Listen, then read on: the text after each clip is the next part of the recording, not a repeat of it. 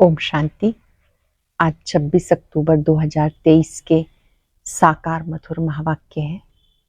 आज सतगुरुवार, वरदानों से पलने का विशेष दिन, वरदानों की अनुभूति का दिवस है। आज वरदानी दिवस पर बाबा ने बहुत ही सुंदर वरदान दिया है, खुश नसीब भव। संगम युग पर हमें बाबा से विशेष रूप से 3 संबंधों से पालना मिलती है। बाप के रूप से वर्षे की प्राप्ति, टीचर के रूप से पढ़ाई की प्राप्ति, सतगुरु के रूप से वरदानों की प्राप्ति। जब ये तीनों की पालना हम प्राप्त करते हैं तो हमारा पुरुषार्थ सहज और श्रेष्ठ हो जाता है। मेहनत और मुश्किल ये शब्द समाप्त हो जाते हैं। ऐसी वरदानों से पलने वाली आत्मा खुश नसीब आत्मा है। आज बाबा ने विशेष रूप से ध्यान खिंचवाया कि जब आप बाबा के बनते हो तो आपको सुख घनेरे प्राप्त हो जाते हैं। ज्ञान और योग से सुख घनेरे प्राप्त होते हैं। आप बच्चों को कभी पढ़ाई मिस नहीं करनी है, अच्छी रीति पढ़ना और पढ़ाना है। बाबा से कृपा व आशीर्वाद मांगने की बजाय अपने ऊपर आप ही आशीर्वाद करनी है। रोज पढ़ना, अच्छी रीति पढ़ना, ये आशीर्वाद है। साथ साथ बाबा ने कहा, 1 सेकंड में आपको जीवन मुक्ति मिलती है। हीरे तुल्य जीवन बन जाता है। उसका आधार सच्ची गीता है। इस समय आप सच्ची गीता सुन रहे हो। ये गीता ज्ञान मनुष्य से देवता बनाने वाला है। और बाबा ने आके ये कहानी बताई है, ब्रह्मा का दिन और ब्रह्मा की रात। सतयुग त्रेता ब्रह्मा का दिन होता है जब ब्रह्मा भी सुखी और बच्चे भी सुखी। द्वापर कलयुग ब्रह्मा की रात है। इस समय जब आप याद में रहते हो तो माया जीत बन जाते हो। याद में रहने वाली आत्मा पावन बन जाती है। सुनते हैं बाबा के मधुर बोल। बाबा ने कहा, मीठे बच्चे, अभी घोर अंधियारा, भयानक रात पूरी हो रही है। तुम्हें दिन में चलना है। ये ब्रह्मा के बेहद दिन और रात की ही कहानी है। अभी घोर अंधियारा, भयानक रात पूरी हो रही है। तुम्हें दिन में चलना है। ये ब्रह्मा के बेहद दिन और रात की ही कहानी है। क्वेश्चन है, सेकंड में जीवन मुक्ति प्राप्त करने व हीरे तुल्य जीवन बनाने का आधार क्या है? सेकंड में जीवन मुक्ति प्राप्त करने व हीरे तुल्य जीवन बनाने का आधार क्या है? सच्ची गीता, जो श्रीमद् भगवान वाच है। बाप तुम्हें सम्मुख जो डायरेक्शन दे रहे हैं, ये सच्ची गीता है, जिससे तुम सेकंड में जीवन मुक्ति पद की प्राप्ति करते हो, हीरे तुल्य बनते हो। दूसरा प्रश्न है, स्वर्ग के सुख घनेरे किस पुरुषार्थ से मिलते हैं?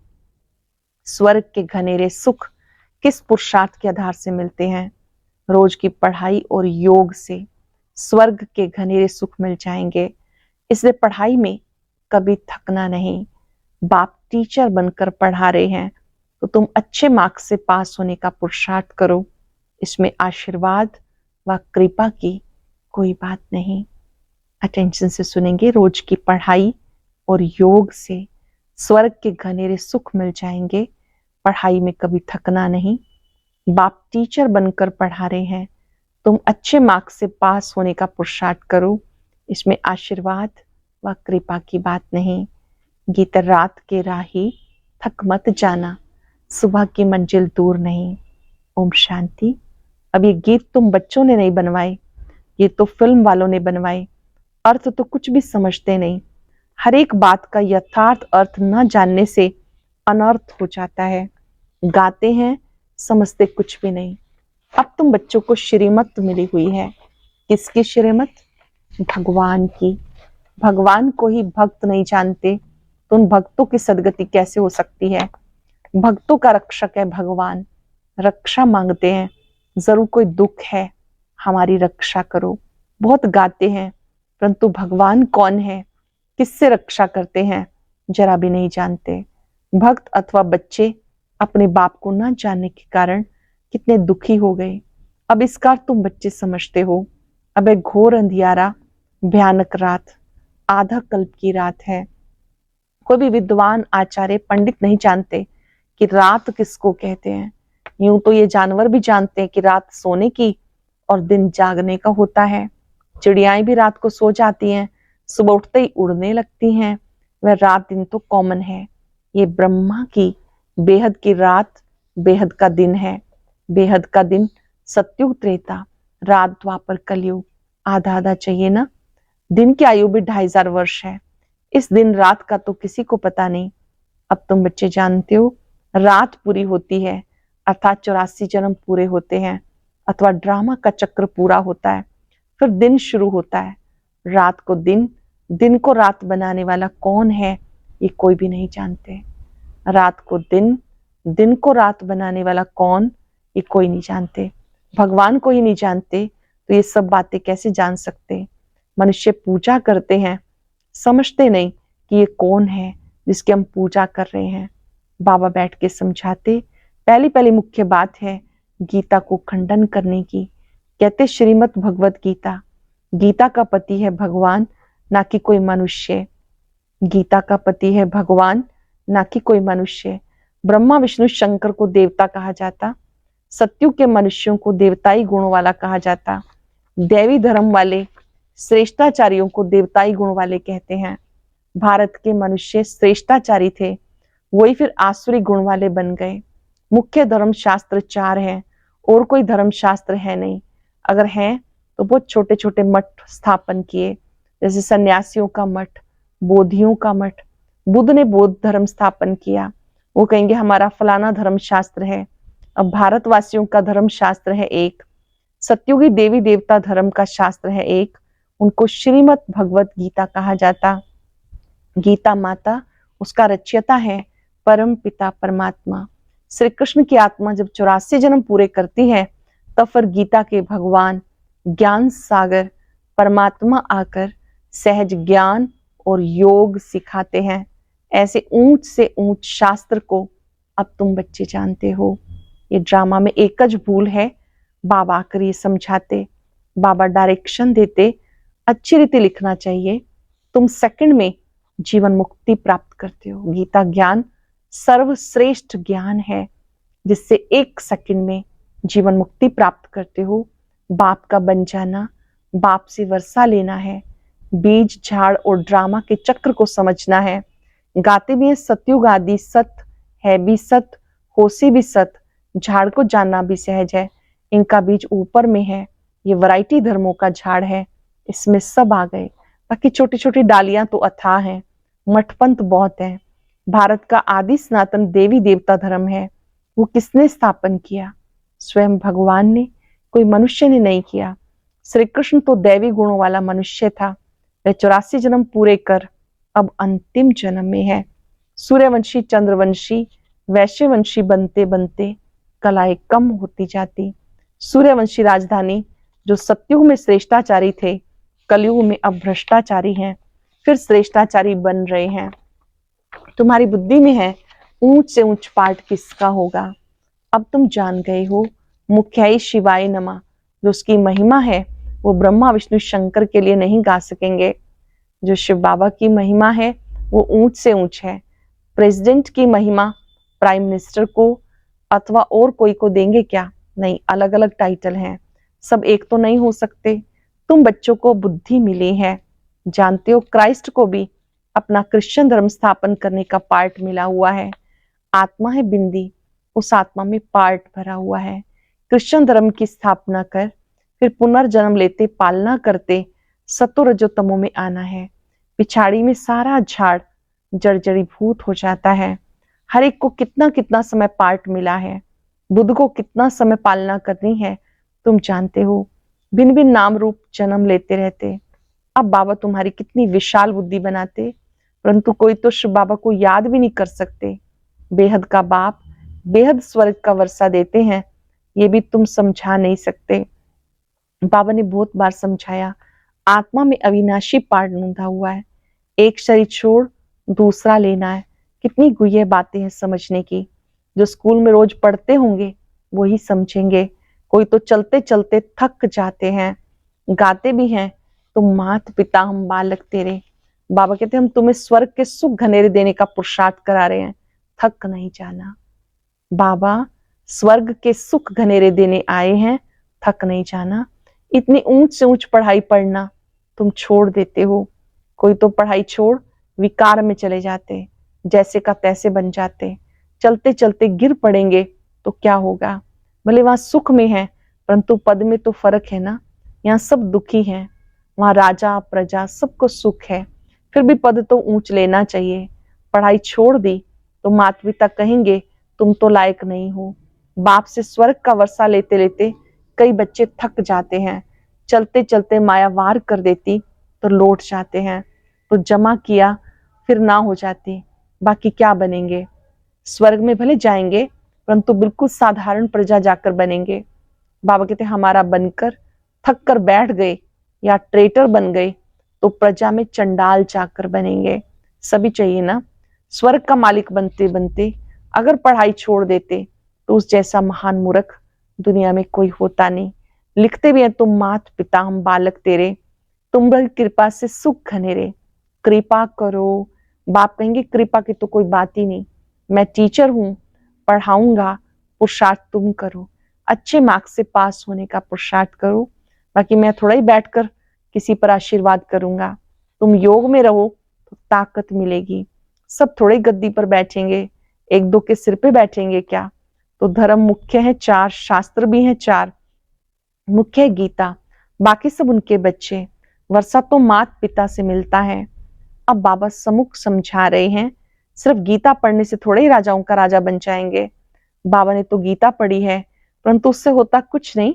यह है भक्ति के शास्त्र, तुमको पुरुषार्थ कर 16 कला संपूर्ण बनना है। सिर्फ पढ़ने से कुछ नहीं होगा, जो लिखा है उस पर आचरण करने से श्रेष्ठ बनते हैं। अब तो तुम्हारे में कोई कला कोई गुण नहीं रहा, गाते मुझ निर्गुण हारे में कोई गुण नाही, आप ही तरस पुरोई। हमें फिर 16 कला संपूर्ण बनना है। 16 कला संपूर्ण इस समय तुम पुरुषार्थ से बनते हो, जो थे फिर हमें बनाओ। अब तुम जानते हो, बाप सम्मुख आकर समझा रहे हैं, एक निर्गुण संस्था भी बना दी। निर्गुण निराकार का अर्थ भी नहीं जानते। शिव का तो आकार भी है, जिसका नाम है तो जरूर चीज भी है ना। आत्मा इतनी सूक्ष्म है, उनका भी नाम है। ब्रह्म महातत्व जहां आत्माएं निवास करती हैं वो भी नाम है ना। नाम रूप से न्यारी कोई चीज होती नहीं। भगवान को कहते हैं नाम रूप से न्यारा, फिर उसे सर्वव्यापी कह देते, कितनी बड़ी भूल है। मनुष्य इन बातों को समझे तभी तो निश्चय करें। बाबा हमने अब आपको जाना है, कल्प कल्प आपसे राजभाग लेते आए, ऐसा निश्चय हो तब पढ़ सकते हैं। कल्प कल्प हमने आपसे राज्य लिया, ऐसा निश्चय हो तब पढ़ सकते हैं। यहाँ से बाहर निकलते हैं भूल जाते हैं, इसलिए पहले पहले लिखवा लेना चाहिए। बरोबर बाबा आया है राजयोग सिखाने, लिख कर भी देते फिर पढ़ते नहीं। ब्लड से भी लिख कर देते हैं परंतु आज है नहीं। माया कितनी तीखी है, बाबा कितना समझाते। तुम्हारी विहंग मार्ग की सर्विस तब होगी जब ऐसे ऐसे पत्र लिखेंगे। तुम्हारी शक्ति सेना भी नंबरवार है, कोई चीफ कमांडर, कोई कैप्टन, कोई मेजर्स, कोई सिपाहियों के साथ बोझा उठाने वाले भी हैं। सारी सेना है। बाबा तो पुरुषार्थ कराएंगे ना। हर एक के पुरुषार्थ करने से समझ जाते हैं कि राजा रानी बनेंगे या अच्छी साहूकार प्रजा में जाएंगे, ये साधारण प्रजा में जाएंगे, ये दास दासी बनेंगे। हर एक के पुरुषार्थ से स्पष्ट हो जाता है कौन क्या बनेंगे। ये बिल्कुल सहज है समझने का। तो पहली मुख्य बात को उठाना है। बाबा कितनी ललकार करते महारथियों को, तो विहंग मार्ग की सेवा के लिए विचार चलना चाहिए। अच्छा, मीठे मीठे सिक्के लदे बच्चों प्रति माता पिता बाप दादा का याद प्यार गुड मॉर्निंग। रूहानी बाप की रूहानी बच्चों को नमस्ते। रूहानी बच्चों की रूहानी बाप दादा को याद प्यार नमस्ते गुड मॉर्निंग। शुक्रिया बाबा, शुक्रिया। धारणा के लिए सार। पहली पॉइंट है, पढ़ाई में कभी थकना नहीं। ऊंच से ऊंच पढ़ाई रोज पढ़नी और पढ़ानी है। विहंग मार्ग की सर्विस करने की युक्तियां निकालनी है। योग में रहकर बाबा से ताकत लेनी है। कृपा आशीर्वाद मांगनी नहीं। पढ़ाई में थकना नहीं, ऊंच से ऊंच पढ़ाई रोज पढ़नी और पढ़ानी है। विहंग मार्ग की सर्विस करने की युक्तियां निकालनी है। योग में रहकर बाबा से ताकत लेनी है। कृपा आशीर्वाद मांगनी नहीं।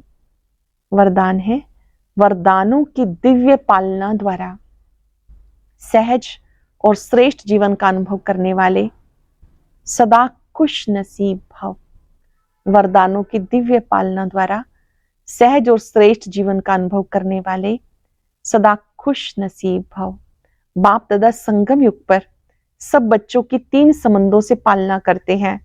बाप के संबंध से वर्षे की स्मृति द्वारा पालना, शिक्षक के संबंध से पढ़ाई की पालना, सतगुरु के संबंध से वरदानों की अनुभूति की पालना एक ही समय पर सभी को मिल रही है।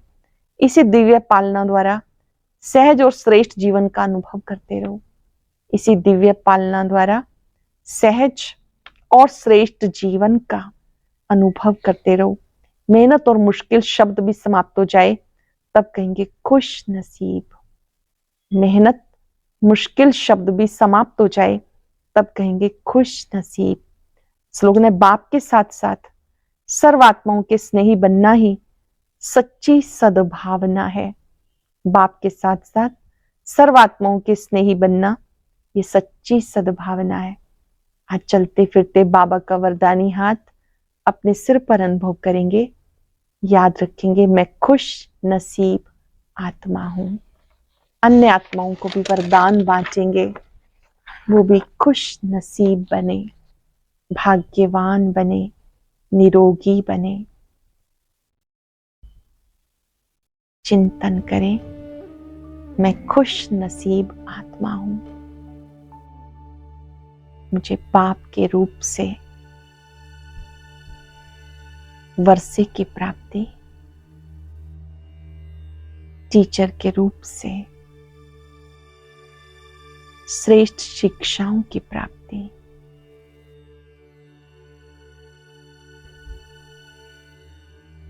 सतगुरु के रूप से वरदानों की प्राप्ति हो रही है। ये पालना बहुत बड़ा उपहार है। संगम पर मैंने इस पालना को पाया है। मेरा भाग्य अति श्रेष्ठ है। मैं खुश नसीब आत्मा हूं। खुशियों के सागर की संतान हूं। मेरे जैसा खुश नसीब कोई और नहीं, कोई और नहीं। बाबा की शक्तियों को अपने चारों ओर फैलता अनुभव करें। मैं खुश नसीब आत्मा हूं।